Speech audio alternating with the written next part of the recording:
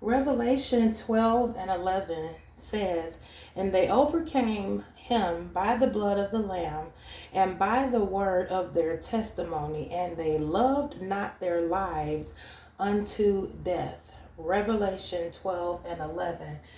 This is a call for testimonies.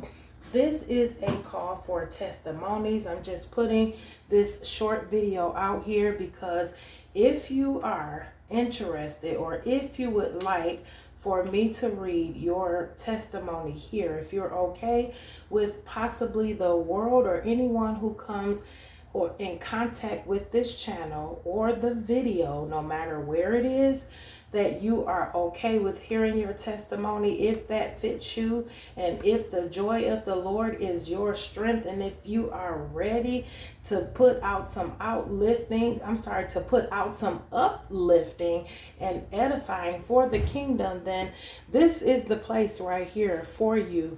All you have to do is email me your testimony to my email address, which will be in the description, but it is the same as the name channel, which is theeartofspirituality@gmail.com. This is a call for testimonies. I know I'm going to be sharing my testimonies as well once they start rolling in. If there are any already received, thank you from the bottom of my heart. All testimonies will be read as received or directed from the Lord.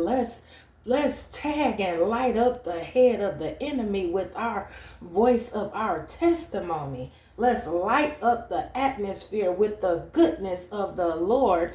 It's time to spread some more good. And this is one of the ways, my brothers and sisters, that we can spread that love, that we can start to give out some of that positive energy. And you know what? When you put it out, it's going to come back to you 100-fold. So again, this is a call for your testimony. And also I want to say, no testimony is too small. If you just want to thank God for waking you up this morning, whatever it is, if it's small, if it may be a little bit longer, anything that you do, please make sure you pray.